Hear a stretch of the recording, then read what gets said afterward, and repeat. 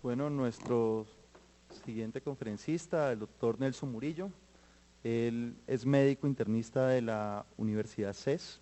Actualmente está en la Fundación Valle del Lili haciendo un fellow en cardiología. Es también nuestro profesor de fisiopatología de la universidad, ICESI. Bienvenido, doctor Nelson. Muchas gracias. Muchas gracias, Jorge. Bienvenidos todos y pues el aguante de estar hasta esta hora del día en estas conferencias. Muchas gracias al comité organizador. Durante los próximos minutos vamos a hablar de algunos aspectos puntuales respecto a la terapia antiplaquetaria y el uso conjunto de anticoagulantes en pacientes en el contexto específicamente de enfermedad coronaria y probablemente algunas otras patologías con las cuales cursa el paciente del diario vivir. No tengo ninguna relación con laboratorios clínicos ni con la industria farmacéutica. Declaro pues que no tengo ningún interés personal en promover una otra molécula respecto a eso dentro de la conferencia. Para ir un poco adelante, del punto de vista introductorio, las plaquetas, que son nuestro principal target dentro de la terapia farmacológica al paciente con evento coronario agudo, específicamente, obviamente pues nuestro target más importante en ese contexto, obviamente es la plaqueta, la agregación plaquetaria como tal, pero adicionalmente a esto debemos establecer nuestro riesgo cardiovascular o específicamente nuestro riesgo de sangrado después de un intervencionismo cardíaco o simplemente con la terapia médica. Muchas veces nos llevamos la sorpresa de que algunos pacientes, después de ser sometidos a un procedimiento endovascular o un procedimiento de un cateterismo cardíaco, se van por una terapia antiplaquetaria para la casa, pero nuestra principal pregunta es, ¿qué hacemos con ese paciente cuando hay otras comorbilidades o cuando comienza a sangrar? Ya nos metemos en un problema serio en ese paciente. Comenzando uno a hacer la aproximación del paciente, puede establecer que hay algunos predictores de sangrado dentro de ese contexto.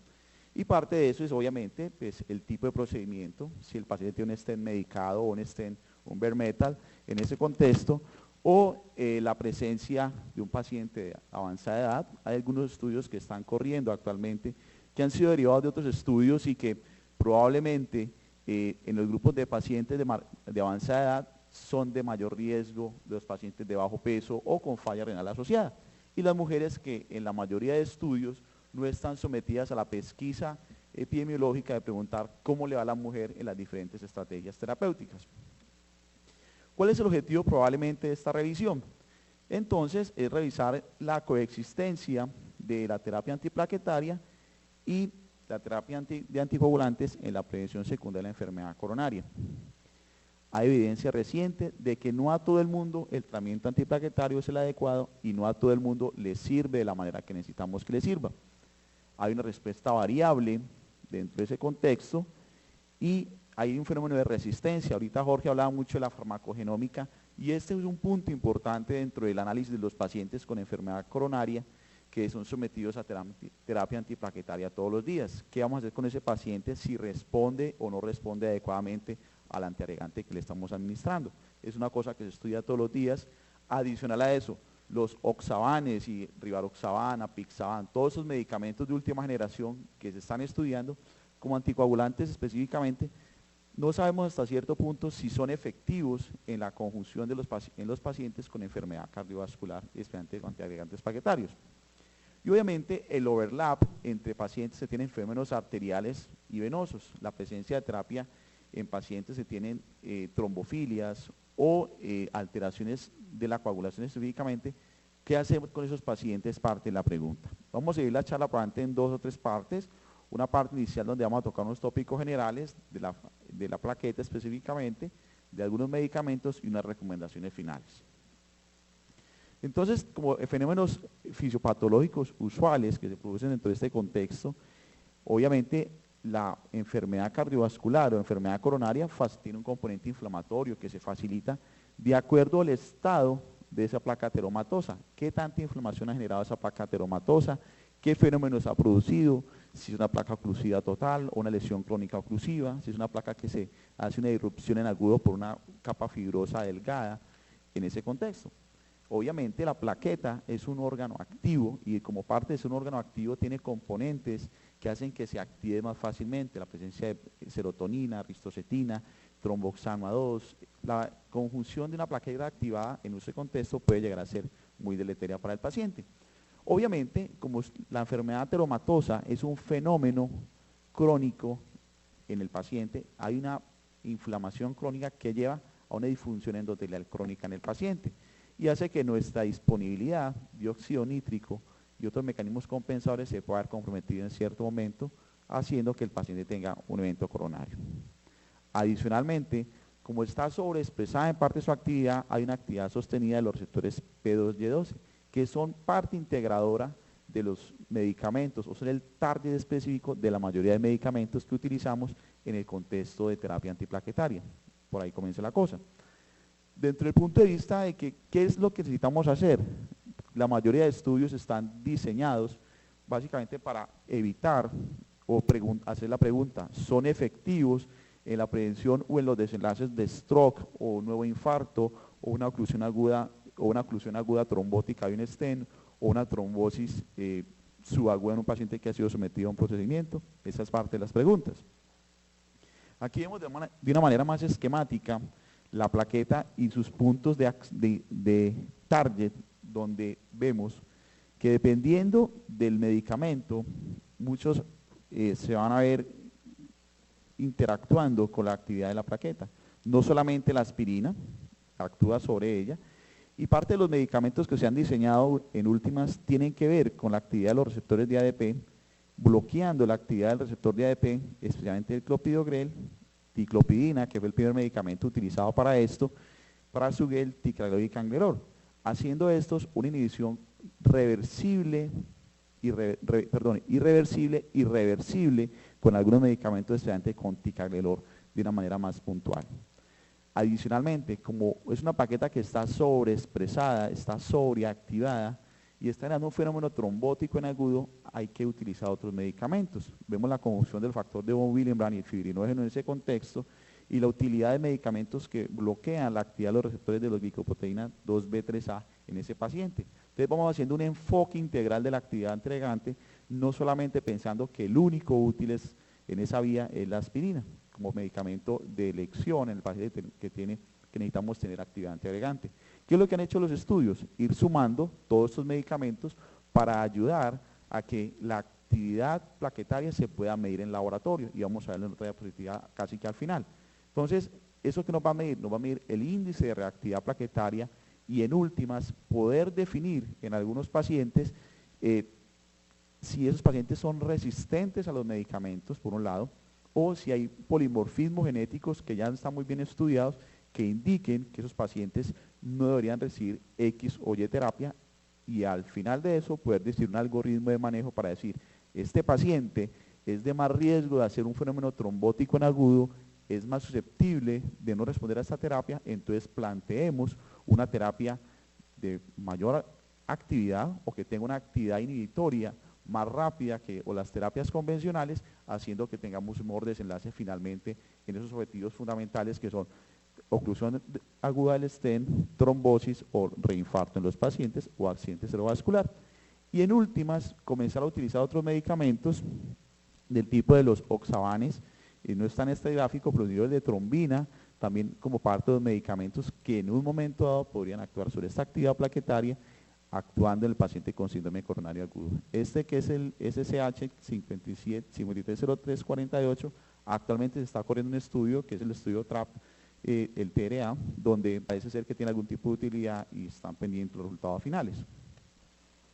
Entonces, ¿qué es lo que debemos hacer con este paciente? Siempre establecer nuestra estrategia adecuada. ¿Qué vamos a hacer con el paciente cuando pensamos que necesitamos dar terapia antiagregante dual? Algunas evidencias donde ya previamente se ha podido establecer de que la terapia antiplaquetaria y la terapia antiagregante y la terapia anticoagulante en los pacientes es efectiva. Algunos estudios previamente ya identificados hablan de grupos de estudios hasta de 90.000 pacientes utilizando en pacientes con síndrome coronario agudo la utilidad de heparinas, ya sea heparina no fraccionada, de bajo peso molecular o fundaparinos como medicamentos para el manejo de los pacientes. ¿Qué impacto han tenido? Obviamente han demostrado que reducen la presencia de eventos isquémicos durante la primera semana después del evento. Eso es prácticamente de conocimiento general. Pero parece ser que la suma de todas estas cosas, pues obviamente nuestro principal enemigo es el riesgo de sangrado. Y eso es parte de las cosas que tenemos que analizar al final de la evaluación de un paciente. Ya hay disponibles algunas escalas de riesgo, básicamente como lo hacemos cuando colocamos terapia antiagregante más anticoagulación en los pacientes con fibrilación auricular, como los Hasbled, los Cruzat, como criterios o score para medir sangrado en los pacientes o riesgo de sangrado. A largo plazo, entonces ya con otros medicamentos como la warfarina, mostraban probablemente que en cerca de 10 estudios con esta cantidad de pacientes, una parte importante es mantener adecuadamente los tiempos de coagulación en un paciente. Entonces, cuando tenemos terapia antiagregante, anticoagulante en un paciente, parte del éxito radica en mantener una terapia efectiva encima del paciente y sabiendo obviamente que mantener un INR estable o un TTR en los pacientes que en últimas, cuando se hacen los análisis del RELAY específicamente dentro del análisis del estudio, se muestra que si uno hace un efectivo control en los pacientes, específicamente en este estudio, se logra hasta el 66% del TTR de los pacientes, o sea, el tiempo adecuado de anticoagulación. Pero en otros pacientes, sin este tipo de premisas, solamente hasta un 44% o 46% logran un efectivo tiempo de coagulación. Sin embargo, nuestro principal enemigo siempre es el sangrado mayor. Eso es parte de lo que tenemos que estar pendientes en los pacientes. Yendo un poco a la farmacología de los medicamentos, entonces, ¿qué tenemos disponible dentro de esos medicamentos? Hay medicamentos que son prodrogas, que son medicamentos inactivos. ¿Sí escuchan bien ahí arriba? ¿Sí? Ok.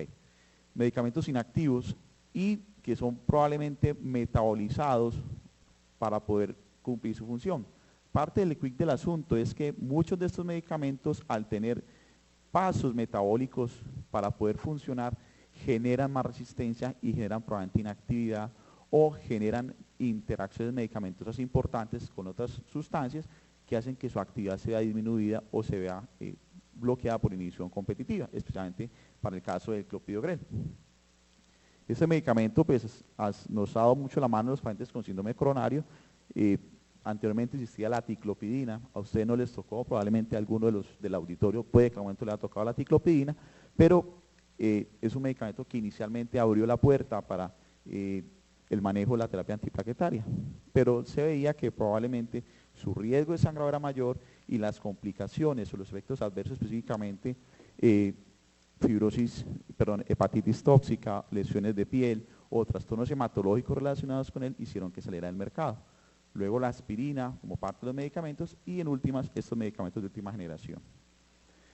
Casi todos tienen un metabolismo hepático, el ticagrelor no, tiene un metabolismo diferente, ahorita lo vemos.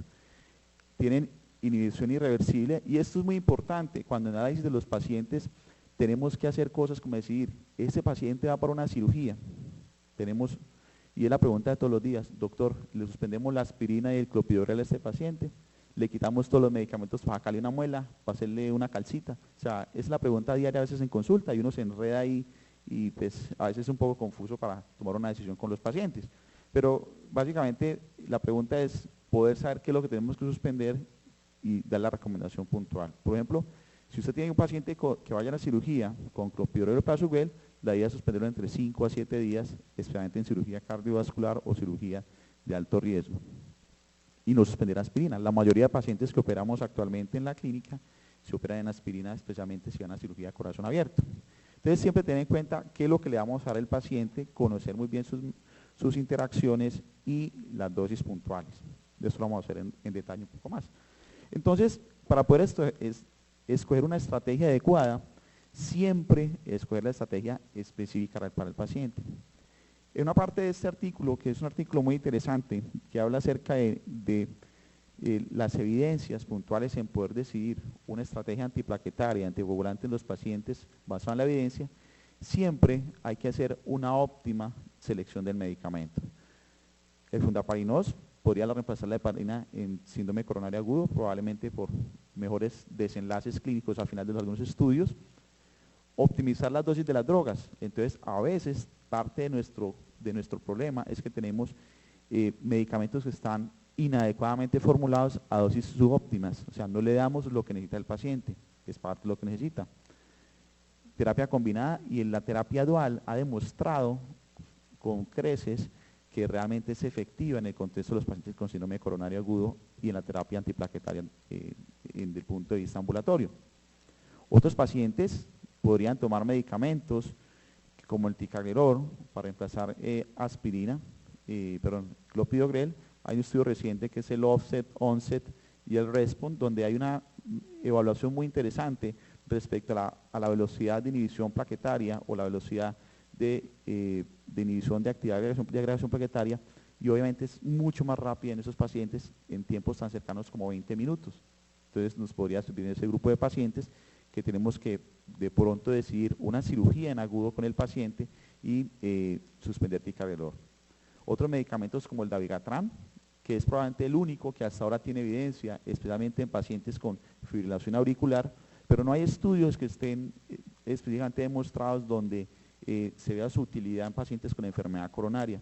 Están corriendo, hay una referencia reciente que es el Remedy, donde hablan respecto a enfermedad coronaria, enfermedad vascular periférica, y probablemente otros que están corriendo, como Rocket, Aprise, 1 y 2, no han demostrado hasta el momento que tengan mejor perfil de seguridad que las antiagregantes plaquetarios en ese contexto. Entonces, ¿qué pasa con esa plaqueta?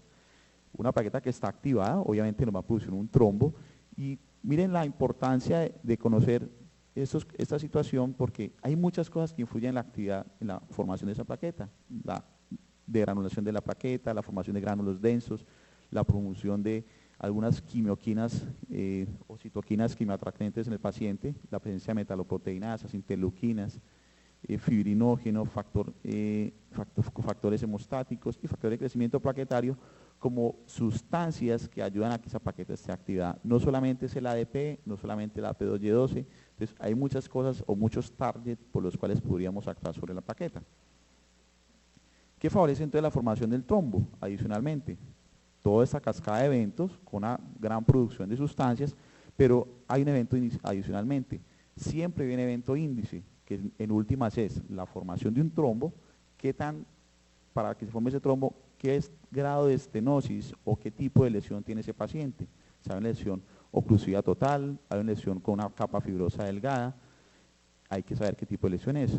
La característica de la placa es una placa probablemente antigua con una oclusión crónica total, y esa probablemente es una placa con una capa delgada o una thin cap ateroma, donde su capa es más delgada y probablemente se rompió y su irrupción de la placa expuso su core lipídico, genera una cascada de eventos que son probablemente toda esta conjunción de sustancias y genera la formación de un trombo en agudo. Entonces tenemos que, para que se pueda producir eso, obviamente hay fenómenos de adhesión plaquetaria, una placa que se fisura, un fenómeno de adhesión en la placa, la estimulación de algunos factores celulares con factores de von Willebrand, colágeno, glicoproteínas que ayudan a que estimulemos la producción de serotonina, liberación de ADP y la generación de adhesión plaquetaria, que en últimas, como fenómeno que se va a magnificar posteriormente, lleva a la interacción de otras sustancias, que es lo que vemos en esa cascada de eventos, la generación de glicoproteínas, ADP, serotonina, adrenalina local, que llevan a la producción de un coágulo más estable finalmente. Para ir un poco a cada uno de los medicamentos, entonces, como yendo en la segunda parte de la conferencia, cada uno de los medicamentos ha tenido un papel importante en la historia de esos eventos. Entonces, obviamente la aspirina es parte de nuestro pilar de manejo de los pacientes, porque inhibe la activación de algunas ciclooxigenasas, tromboxano A2, como sustancias específicas en la cascada de eventos en la producción de esa actividad plaquetaria. ¿Cuál es la dosis ideal? O sea, también eso se ha estudiado. Entonces, muchas veces, me acuerdo cuando estaba más joven, cuando utilizábamos cuál es la dosis, le dábamos 500 miligramos al paciente, no había como una claridad en cuánto había que darle. Los estudios actuales hablan de que se puede dar entre 70 y 162 a 325 miligramos, como dosis plenas en el paciente, que tenemos que darle un bolo de aspirina al momento del ingreso urgencias. Si el paciente tiene stent o no tiene stent, pero parte de la situación es que el paciente debe tomar aspirina de por vida, por lo menos no debemos quitársela a menos que tenga historia de alergia a los antiinflamatorios no esteroideos o tenga altísimo riesgo de sangrado, que son las cosas que probablemente orientarían a suspenderla en un momento dado. Obviamente hay estudios que lo han soportado, está esos estudios de lisis donde probablemente el uso de la aspirina y la continuidad de la misma tiene una evidencia, hay un nivel de evidencia clase 1 A. Pero también la aspirina puede fallar, entonces hay muchas cosas que hacen que tengamos resistencia primaria a la aspirina y esas son las cosas que realmente vemos hablando con más frecuencia los últimos años. Entonces puede fallar porque tengamos fallas en la administración de la aspirina, fallas en la medicación misma, alteración de la biodisponibilidad por otros medicamentos, la presencia de otras enfermedades u otras causas como tabaquismo, embolias persistentes, arteritis, enfermedades de tipo reumatológico que induzcan en cierto momento la presencia de alteraciones en la biodisponibilidad de la misma o fallas en la alteración o la reducción de la síntesis de los tromboxanos haciendo que tengamos o interacciones con otros medicamentos o alteraciones en la producción de macrófagos o en la renovación de la plaqueta misma. Posteriormente, entonces, se comienzan a desarrollar los receptores, los antagonistas de los receptores P2Y12. Dentro de este grupo, probablemente el primero que se evaluó fue la ticlopidina. ¿Qué hacen estos medicamentos? Actúan en la amplificación de la agregación plaquetaria por inducción del ADP y otros agonistas dentro de esa cascada de eventos. Tienen muchos targets, pero probablemente el prasugrel y el clopidogrel son los más representativos al momento. ¿Qué es el clopidogrel? Es un inhibidor específico e irreversible de ese receptor, pero para poder actuar necesita dos pasos metabólicos que van por la vía de la citocromo P450 y eso probablemente ha hecho que tengamos una variabilidad interpaciente o una variabilidad en ciertos grupos de pacientes que hagan que tengamos resistencia probablemente al clopidogrel, haciendo que en algunos grupos de pacientes tengamos o alto riesgo para oclusión aguda o alto riesgo para tomar el clopidogrel y que no le sirva al paciente. Entonces hay muchos factores genéticos y esto ya ha sido muy estudiado. Hay un box de advertencia de la FDA en la mitad del año pasado que hablaba de que en algunos grupos de pacientes que se habían estudiado para algunos polimorfismos, especialmente para polimorfismos que tenían que ver con los receptores de la CYP3A4, en algunos grupos de población, especialmente grupos asiáticos, tenían más resistencia al clopidogrel. Y estos grupos de pacientes se veía que hacían más alteraciones trombóticas agudas. Probablemente la droga era inefectiva en esos grupos. Si uno quisiera, como decía Jorge ahorita, esto es muy dispendioso. Entonces habría que hacerle verificación de agregación plaquetaria y evaluación genética a los pacientes que reciben antiagregantes, sería muy costoso para el sistema. Alteraciones en la renovación plaquetaria o baja actividad metabólica y la conjunción con otros medicamentos, el uso de medicamentos como rifampicina o medicamentos que alteren la vía del citocromo P450 o haciendo que sean metabolizadores rápidos o lentos, puede interferir en esto. El uso de medicamentos como los inhibidores de bomba de protones que pasan por la misma vía que metabólica del clopidogrel pueden alterar también su biodisponibilidad, haciendo que parte de la estrategia de manejo sea no darle inhibidores de bomba de protones al paciente que recibe clopidogrel. Hay algunos estudios que hablan que algunos medicamentos pueden ir mejor que otros, especialmente pantoprazol y rabeprazol en ese contexto, porque tiene una vía diferente metabólica. Entonces, si uno quisiera darle idealmente un medicamento a ese paciente y evitar tener ese riesgo de oclusión trombótica en agudo, que no le sirva el medicamento, podría dar estos dos medicamentos como parte del manejo en un paciente para evitar el riesgo de sangrado, o si tiene un riesgo de sangrado mayor, podría hacerlo. Algunos estudios, del punto de vista clínico, han soportado la utilidad del clopidogrel como terapia dual. Este estudio, que es el estudio CAPRI, evaluó en enfermedad arteriosclerótica el uso de clopidogrel y probó ser al menos tan efectivo o moderadamente tan efectivo como la aspirina en tolerabilidad y efectividad. Por eso la terapia dual ha sido socorrida como esto. Posteriormente se evalúan algunos estudios como el CURE, el PSUR y el CREDO, que son los estudios que realmente sientan el beneficio de la terapia dual en los pacientes, estableciendo que en pacientes con DES, o sea, estén liberados de medicamento, puedes ir entre 6 a 12 meses y en los bare metal usualmente un mes.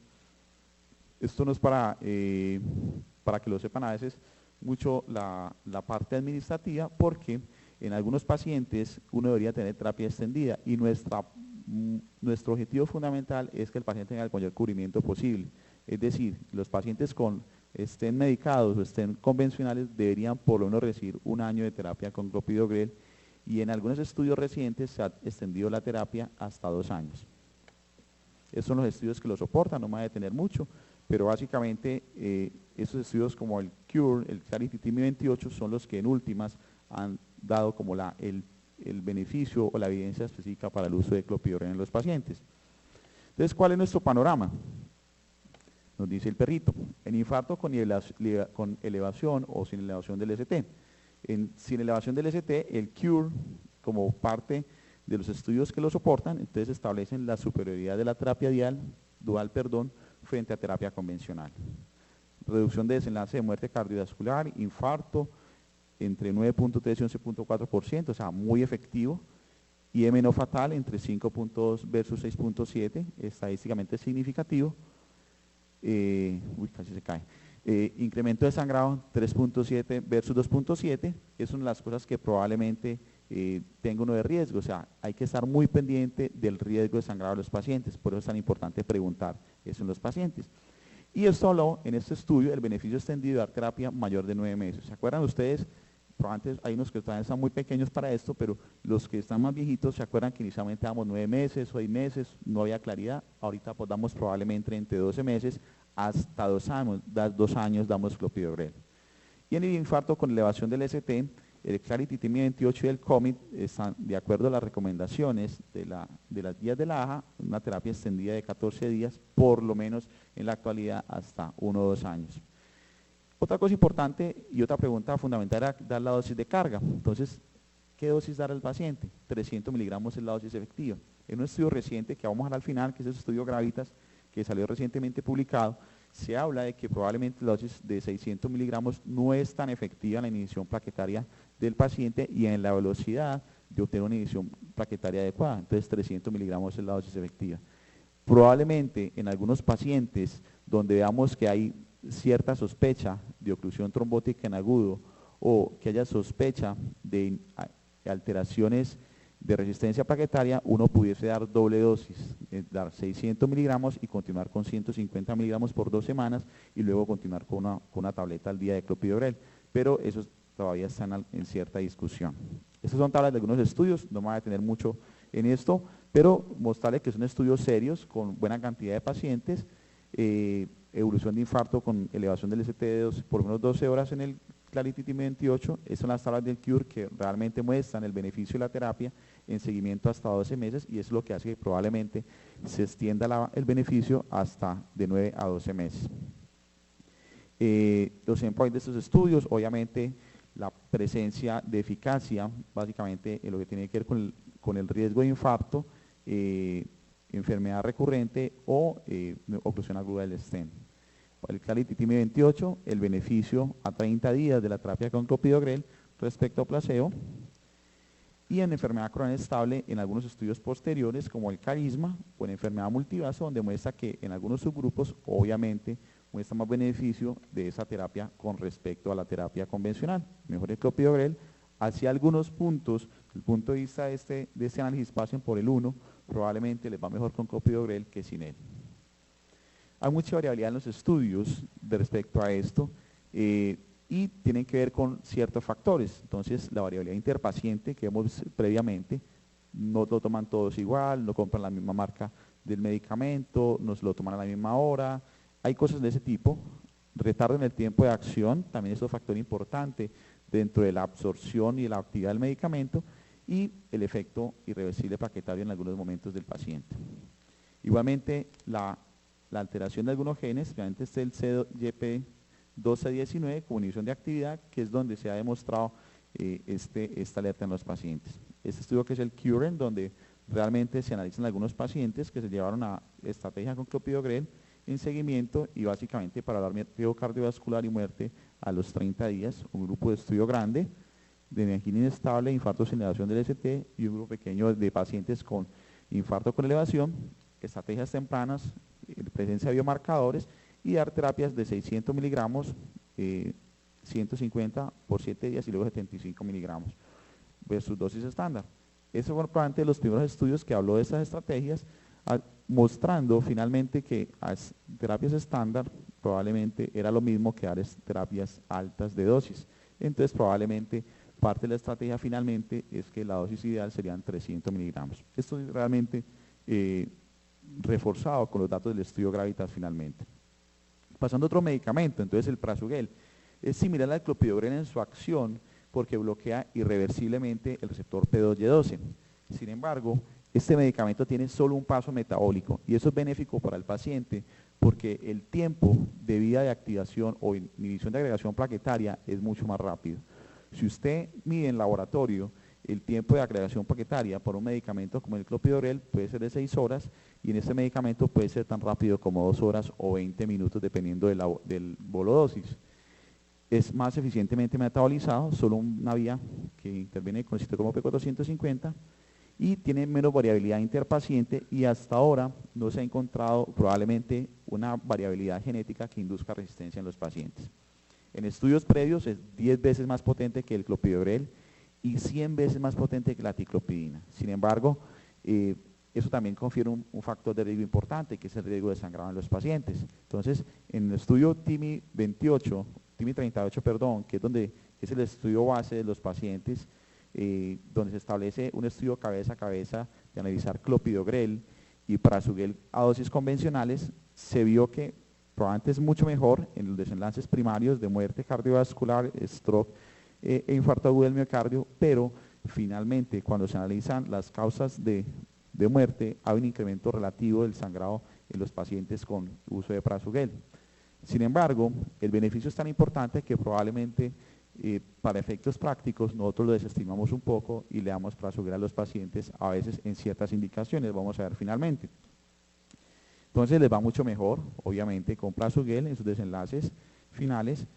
En los grupos importantes, especialmente en pacientes diabéticos con infarto con elevación del ST, dentro de uno de los brazos de este estudio TIMI 38, en el brazo de diabetes, también demostró ser efectivo en el contexto de pacientes, un poco más en los hombres que en la mujer, en pacientes mayores de 75 años con cualquiera de los stent, glicoproteínas o con falla renal. Sin embargo, nuestra recomendación finalmente es que, y está corriendo un estudio que es el Trilogy, que específicamente participé en ese estudio inicialmente, donde se analiza el beneficio de dar dosis ajustadas en los pacientes con enfermedad coronaria para el Prasugrel a dosis de 5 miligramos en pacientes que tengan falla renal, en pacientes que tengan mayor de 75 años y que tengan bajo peso, menor de 60 kilos. Eso es parte de los endpoints del estudio y ver cómo les va, como un índice de seguridad. Dosis ajustadas, 5 miligramos versus 10 miligramos de los pacientes. Entonces, menos eficacia en pacientes de 75 años que hayan tenido un TIA previo o peso menor de 60 kilogramos, que es parte de los análisis que está haciendo el Trilogy actualmente. Obviamente, en grupos puntuales como infarto con elevación y en diabéticos, parece ser que el Prasugrel tiene un beneficio mayor en los pacientes. Otro estudio importante es el TIMI 44, donde la inhibición plaquetaria a 6 horas es mayor en pacientes con Prasugrel a dosis de bolo de 60 miligramos comparado con 600 miligramos del grupo de clopidogrel. Entonces muestra que probablemente es mucho más efectivo en el índice de agregación plaquetaria y esto probablemente es benéfico para el paciente porque obviamente no van a hacer trombosis en agudo y su riesgo de hacer una oclusión trombótica es mucho menor. Si vamos ya yendo hacia los días, en terapias extendidas y en terapias a 30 días, obviamente el poder sostener el índice de agregación plaquetaria bajo o la antiagregación plaquetaria de una forma efectiva, especialmente en este grupo de estudios, muestra que el Prasugrel es mucho mejor que el clopidogrel en ese contexto. Otro grupo de medicamentos, u otro medicamento importante es el ticagrelor. Es una dosis de droga oral que se une al receptor P2Y12 en el grupo ciclopentil triazolopirimidina, que no tiene que ver con el citocromo P450. es un medicamento de acción reversible, o sea que no se pega irreversiblemente a la plaqueta como los otros, y ha mostrado en algunos estudios finalmente, especialmente en el estudio Plato, que tiene un beneficio probablemente con bajo riesgo de sangrado, pero produce una cosita muy interesante, disnea y pausas ventriculares en los pacientes. Entonces, se ha visto que posiblemente en pacientes con enfermedad cardiovascular y un sustrato para hacer arritmias ventriculares podría tener cierto problema. Sin embargo, es una buena medicación que nos podría ayudar en ese contexto. Entonces, yendo un poco hacia el análisis finalmente del riesgo de sangrado de los pacientes, obviamente parte de nuestro diario vivir es jugar con el riesgo de sangrado y definir, de acuerdo a la estrategia que escojamos, qué grupo de medicamentos va a tener más sangrado. En pacientes, el riesgo estimado para algunos grupos de estudio o que tengan sangrados que amenacen la vida del paciente, probablemente más con clopidogrel que otro grupo de pacientes, prasugrel en el grupo de pacientes que tuvieron sangrado importante en el contexto del estudio TIMI 38 frente a los otros grupos de medicamentos. Entonces siempre estar alerta respecto a esta situación. Entonces parte de lo que uno podría decir es que si yo pienso que el paciente le estoy dando terapia dual normal, pero tengo en mente ese tipo de situaciones, variable interindividual, alto riesgo de trombosis como un paciente que ha sido recanalizado varias veces, ha tenido oclusión previa de los stent, tiene diabetes, tiene falla renal, ese paciente probablemente tenga un riesgo incrementado de hacer una nueva oclusión trombótica de un stent. Entonces yo podría plantear la siguiente situación, no le doy clopidogrel y lo paso a una terapia con aspirina y prasugrel al paciente o ticagrelor, más una estrategia para estudio o una estrategia para mantener el paciente hospitalizado con heparina más inhibidor de glicoproteínas 2B3A si lo voy a pasar a cateterismo al paciente. Eso es como el algoritmo en algunos pacientes y de hecho nosotros actualmente estamos utilizando este algoritmo en algunos pacientes, especialmente en pacientes que ya han tenido un evento coronario y que tienen un infarto con elevación del ST. Los pasamos a cateterismo, les damos una dosis bolo de prasugrel, los mandamos para la casa con prasugrel y manejamos con heparina e inhibidor de glicoproteínas 2B3A cuando hay presencia de trombos o unas lesiones con trombos importantes en el cateterismo cardíaco en ese grupo de pacientes. Esta es la alerta que nos mandó la FDA el año pasado. Entonces, hay métodos para poder evaluar obviamente esa resistencia, no me voy a detener mucho en esta diapositiva. Básicamente hay varios métodos, que es la verificación de la agregación plaquetaria mediante métodos como el Verify Now y el PFA 100, que nosotros disponemos actualmente en la clínica de él y probablemente en los próximos meses vamos a correr una cohorte con pacientes para evaluar la integración plaquetaria en una cohorte local. Luego les daremos los resultados pues, probablemente a final del año entrante. Este es el estudio Gravitas, que nos hablaba realmente de si alitolizamos pacientes a recibir 600 miligramos versus dosis convencional y mostró finalmente que ya en el análisis posterior, que son los datos que salen en el Congreso de la Baja del año pasado, en el ACC de este año, que no tiene impacto dar dosis de 600 miligramos frente a dosis convencionales de 75 y bolo de 300 miligramos, les va prácticamente lo mismo a los pacientes. ¿Y qué pasa realmente con los otros medicamentos? Darle fundaparinos a un paciente o darles medicamentos como el dabigatran. Todo esto, de acuerdo a la literatura actual, tiene estudios muy bien soportados en algunos pacientes, especialmente en fibrilación auricular, en pacientes con prevención de trombosis venosa profunda, en pacientes con cirugía de cadera, pero en enfermedad coronaria hasta ahora probablemente hay cierta resistencia a darlos porque no hay estudios que lo soporten. Sin embargo, fundaparinos en algunas guías es socorrido y uno ve que probablemente de los datos del OASIS 7 y del OASIS 8 tengan datos puntuales de lo mismo. Dabigatran específicamente para pacientes con FA, pero en enfermedad coronaria hasta ahora no tenemos datos puntuales. Esta es la misma del riesgo de sangrado. Entonces, ¿qué hacer en el paciente? Entonces, ya hay del punto de vista de evidencia, hay cosas que son probadas desde el punto de vista epidemiológico.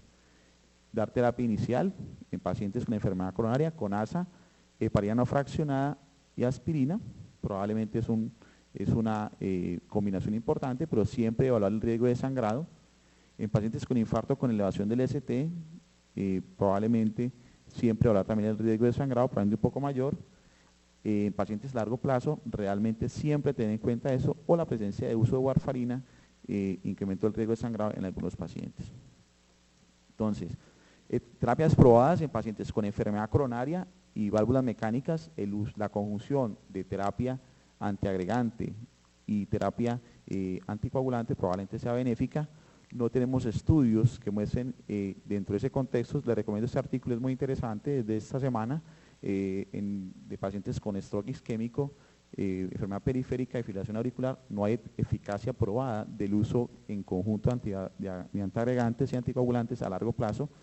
Y hay otras situaciones que nosotros llamamos las off-label, o sea, situaciones que sabemos que probablemente no tienen la mejor evidencia, pero que podemos utilizar en pacientes con fibrilación auricular y enfermedad coronaria estable. A veces nos vemos en la discusión de decidir terapia triple. Entonces, también dentro de los algoritmos, la terapia triple también puede ser factible para un paciente.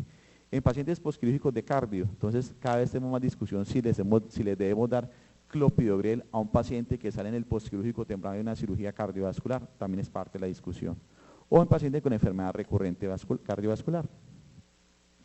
Finalmente, entonces siempre hay que escoger el mejor algoritmo para el paciente. Esta es una guía que sale recientemente, que es la guía canadiense de manejo antitrombótico, antiagregante plaquetario de forma ambulatoria. Y están todos los ítems. Simplemente quise traer para que ustedes tengan en cuenta de que siempre hay que tomar el mejor algoritmo para el paciente. Evaluarlo si tiene enfermedad. Infarto con elevación, infarto sin elevación del ST, que dicen las guías, manejo médico, manejo con antiagregantes plaquetarios, heparía no fraccionada dentro de ese contexto, o decidir si el paciente tiene incremento del riesgo de trombosis stent o de trombosis del stent, decidir prasugrel como parte de la estrategia de manejo. Cada vez lo vamos viendo con más frecuencia y esta es probablemente la que estamos utilizando nosotros actualmente. El paciente que tiene infarto con elevación del ST, aspirina de terapia indefinida. Si tiene intolerancia a la aspirina, es la misma recomendación que sale este año en la guía de la AJA respecto a manejo de enfermedad coronaria. Dale clopidogrel si hay intolerancia. Si tiene manejo médico, dale clopidogrel, aspirina, dice al menos por 14 días inicialmente y extender hasta 12 meses en un paciente. Si tiene incremento de trombosis del stent por algunos factores personales como los evaluados previamente y ha sido llevado a caracterismo, podemos darle prasugrel. Sin embargo, ten en cuenta que no tenga incremento de sangrado, o sea, no tenga una úlcera, no tenga una úlcera duodenal, no tenga una úlcera péptica previa, que tenga un cateterismo en los próximos 7 días o una cirugía en los próximos 7 días, historia de ACV o TIA mayor de 75 años y que pese menor de 60 kilos. En ese contexto no le daríamos prasugrel al paciente, continuamos con el clopidogrel como medicamento.